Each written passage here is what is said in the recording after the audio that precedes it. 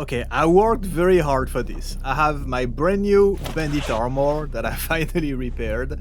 I have my balaclava. Let's put this on. I'm gonna remove everything I have on me because I think that having weapons in your hands and stuff like this makes you detected easier. And now let's sneak into the base. You are not seeing me. I mean, you are seeing me, but like you don't know I'm not a bandit. Let's hurry up. It's working. It's working. Okay, let's plant a little gift right here. Let's arm it. Another one right here.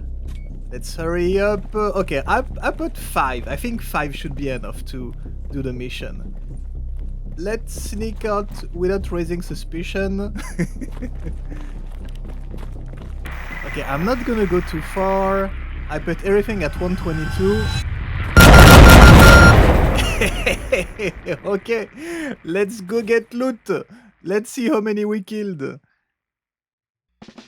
Okay, so I was looking for a couple mods I could add to my Gamma installation before starting a new playthrough, because 518 mods these days is clearly not enough. We can do better than that. Just something to make things feel fresh and a bit different. The only requirement I had is that I wanted mods I can install like a dum-dum. Just drop them in Mod Organizer, don't care about load order, debugging, potential conflicts, got no time for that. I want something that's plug and play. So mods that will not break things, will work from the get-go, do not require a new game, and can be removed in the middle of a playthrough without messing things up if I don't like them. And of course, all the mods we're gonna talk about today will work with regular STALKER Anomaly and any other mod pack if they don't already carry them, like EFP, Hazy's Remaster, and so on. I mean, I didn't try with these other mod packs, but if it works with Gamma, it's very, very likely to work with those. Okay, so first one that I've been having a lot of fun with, and I can't believe this hasn't been done before, is Mutants Companions. The name is pretty self-explanatory. You can have Mutants Companions now, like this ugly doggy right here. They will follow you around, you can tell them to attack a specific target, they're actually pretty good at it, and you can even pet them after, because they did a good job.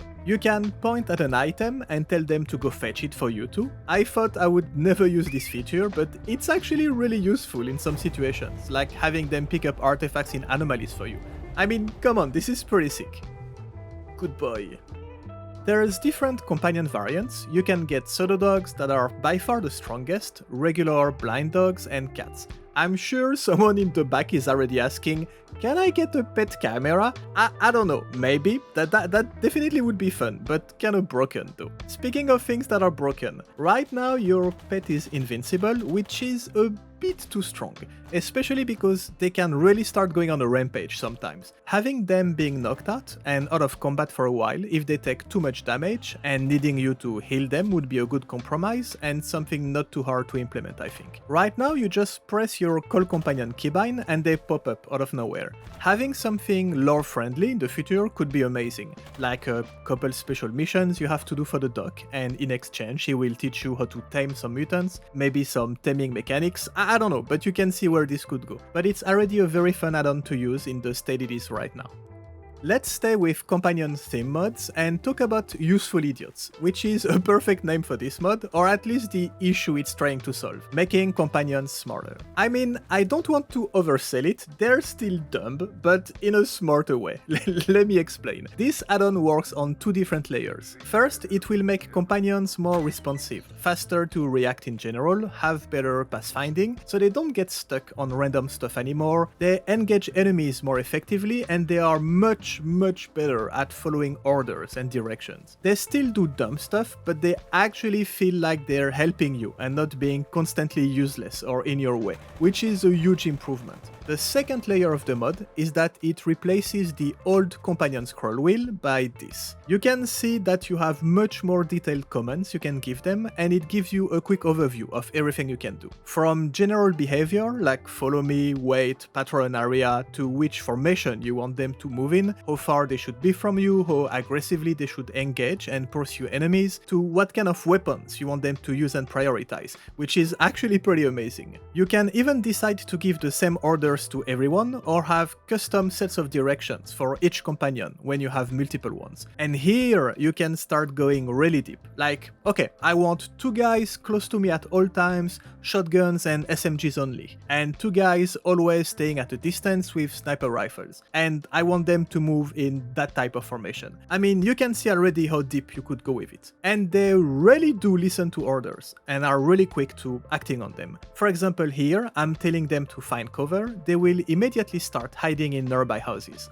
Honestly, I thought this would be a lot of half-baked features that wouldn't work most of the time, and so far this mod has consistently impressed me. You have access to other quick commands directly from the dashboard, like turn off your lights or turn them on, loot bodies or not, and so on. And if you go to mod configuration menu, you can customize everything through shortcuts in even more details. The only issue with this mod, honestly, is that it kinda gives a big edge to your companions, and if you start gearing them well, taking care of them so they don't die and get experience, rank up and so on, they will start to steamroll pretty much everything. If you don't put them in stupid, unwinnable situations, obviously, but they will crush pretty much anybody otherwise. Which you could argue is not a balance issue, because it's a lot of work to gear them well and a skill to manage them well, but you see what I'm trying to say. In any case, very cool, very well designed, and super interesting mod. And if you haven't checked the STALKER mod I covered recently that uses AI to generate live dialogue for your companions, you definitely should now, because having smarter companions that can talk shit back to you is kinda the cherry on top. There's big updates coming with the ability to run everything locally for free, use OpenRouter to connect to pretty much any model. I probably do an update video on it when a stable version comes out. It's one of the most impressive mods I've seen recently, so go check it out. Actually, with SSS 23 just coming out, that might be one of the most impressive things I've seen in a while too, in a completely different category. Giant graphical updates, finally fixing all the aliasing, flickering that was plaguing the game. Anomaly hasn't looked that good ever, so amazing work too, that has just been added to Gamma, and that you should get if you haven't tried it yet or if you're playing another mod pack. Okay, back to some cool other mods. Like you've seen in the intro of this video, I'm really enjoying the remote explosive add-ons. I know it's very niche, it's not something you will use a lot in a regular gameplay, but I don't know, I started gaming with Duke Nukem 3D when I was a kid, and my favorite thing was spending hours stacking pipe bombs everywhere and blowing shit up, and I still love doing this when I have the chance. So this mod woke up some childhood memories. You can still use the explosives the old way, with proximity triggering, so when anybody comes close it, bada boom, or a more precise timed option where you decide how long exactly before it blows up. But where it gets interesting is the remote detonation option, where you basically arm each explosive with a frequency of your choosing and blow them up using the RF receiver. Perfect for setting up ambushes, sneaking into bases with the disguise system or invisibility artifacts to blow everything up. The possibilities are endless. There's also a last option to straight up give timed explosives to someone or sneakily attach it to them. I'm not sure it has a lot of practical uses in a regular playthrough, but it's still a fun thing you can do. Okay, and before we talk about my last big spicy mod I've been really enjoying, here's a couple little ones. Animated Campfire Ignition, because it's nice, especially in a mod pack like Gamma that uses campfire saves by default, so you end up lighting a lot of campfires. Having a little animation for it is a cool bonus. Artifacts Inspection, bringing the feature from STALKER 2 that lets you inspect any artifact in your inventory. Again, nothing game-breaking, but it's actually really nice to have. I like showing my collection to people when waiting to heal at a campfire. Kick them all, mainly used to break boxes by kicking them. It gives a cool alternative to knifing everything. Technically you can use it to kick people or mutants, but it's not super effective, at least nowhere close to what you can get with the balls artifacts, which are the real kicker.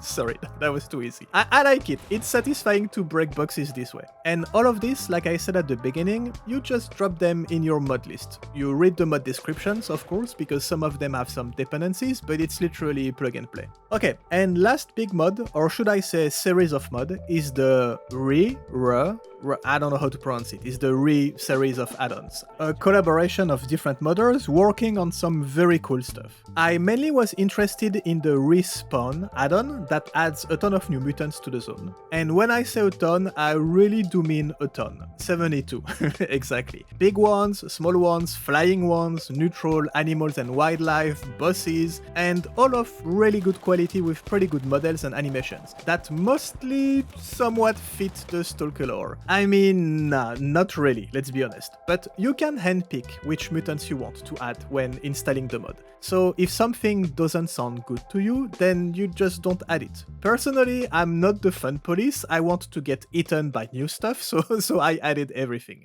It's fun, from watching loners being beaten up by giant flies, to have to fight huge bosses later in the game. It's not super well balanced, at least in veteran difficulty, haven't tried the easier ones, but it definitely gives you a nice refresher, not knowing what to expect, what you're gonna stumble on, how strong are these mutants, what are their weaknesses. It's actually been a blast, just don't do it in Ironman, that's it. Most of the new mutants are pretty weak to fire, so you will find good use of the two flamethrowers and molotovs that were added with the mod. You will be able to buy them at traders with enough rank, even in Gamma. And the mutants give pretty good loot, so they're definitely worth fighting. And like everything, you can really fine-tune the mod however you like in the configuration menu. This mod needs the Rebound add-on to control the spawns of mutants. If you install it like a dum-dum, that's what I did with my first Gamma install, it kinda works. Didn't break anything, but the spawns of new mutants were a bit low. I was having fun, so I wanted more. I went digging and found a quick Gamma install guide that I followed and will link in the description. It requires a bit more steps to follow and extra add-ons, but it's well worth it and it's still pretty simple to do. I didn't run into any compatibility issues or crashes, which honestly was kinda surprising. I was not expecting this to work that well. So props to the modders for making all this able to work very well with giant modpacks. I also tried the Blood Moon add-on from the same team on top of everything because it sounded fun. At night you have chances to have either the mist coming, basically wave of spiders attacking your position, or the Blood Moon, which is the same with zombies. It was fun the two first times, but got old pretty fast, and it's not a super rewarding event. I figured I'd mention it because it's worth trying to see if you like it, but personally I turned it off in the end. The extra mutants and random wildlife are great though. Not really canon or lore friendly for most of them, but if you want some fun and new stuff to shoot at, it's a great addition to the game. So yeah, that's it for today pretty much. I will probably post some funny clips of the recordings of this video in the secondary channel. So if you haven't subscribed to it yet, go do it. Okay, cheers guys.